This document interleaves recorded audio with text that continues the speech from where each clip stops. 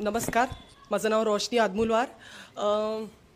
वास्तू आभा, तुमची लाडकी वास्तू आभा. डिजिटली तुम्ही याच नावाने मला ओळखता. पण आज मला खूप आनंद होत आहे की प्रत्यक्ष इथे मला तुमच्याशी भेटून बोलता येत आहे. खरं तर मी इथलीच आहे, इथेच वाढली आहे, त्यामुळे तुमच्याशी बोलताना मला अशी आपुलकी वाटते आहे. जास्त वेळ नाही घेणार तुमचा. खरं तर मी हे सांगायला आली नाही आहे इथे की मी काय शिकली आहे, काय केलं आहे, किती किती काम केलं आहे. ज्यांनी विश्वास ठेवला माझ्यावर, अनुभव घेतला आणि त्यांचे अनुभव जेव्हा ते शेअर करतात तर त्याच्यातच माझं म्हणजे समाधान आहे आणि मला आनंद आहे. हल्ली काय झालं आहे की प्रत्येक वेळेस प्रत्येक जण काहीही असेल तर आपण बघत असतो की मोबाईलमध्ये बिझी असतो. तर त्याचा कितपत आपण वापर करू शकतो किंवा कितपत नाही ह्याचबद्दल मी 2 मिनिटं बोलणार आहे. माझी सगळ्यांकडे म्हणजे मी एक विनंती करते की वास्तुशास्त्र ह्याला आपण पौराणिक एखादी कथा किंवा गोष्ट न म्हणजे समजून सायंटिफिक बेस आहे त्याला, हे आधी स्वीकारावं.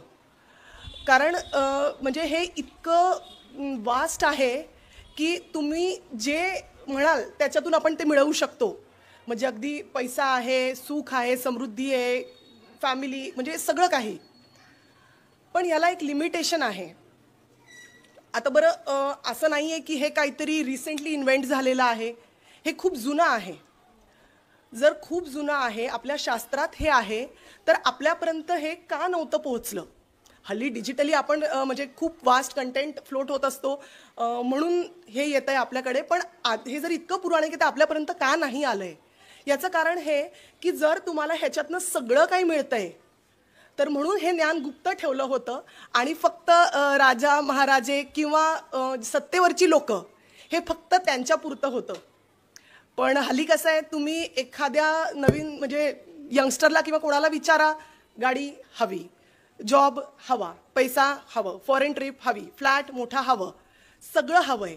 तर मग जर हे ज्ञान, हे आपलं शास्त्र जर आपल्याला सगळं देऊ शकतो, तर आपण त्याचा विचारपूर्वक फायदा करून घ्यायला हवा. आपण ह्याच्या मागे लाखो पैसे खर्च करतो, आपली सुंदर वास्तू तोडफोड करतो आणि पैसे खर्च करतो, मी म्हणेल की एन्झायटी विकत घेतो. This is not vastushastra. Something which will help you in everyday life, की जे अगदी सहजपणे तुम्हाला अकॉमोडेट करता येईल, त्याच्यातनं फायदा घेता येईल, तेच वास्तुशास्त्र आहे.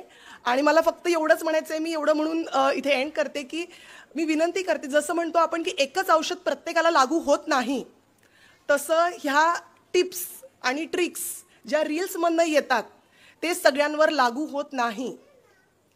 तर विचारपूर्वक आणि कोणावर विश्वास करतोय आपण याचा आपण थोडासा भान ठेवूया आणि मगच या शास्त्राचं जे आहे आपल्याला जास्तीत जास्त उपयोग करून घेता येईल.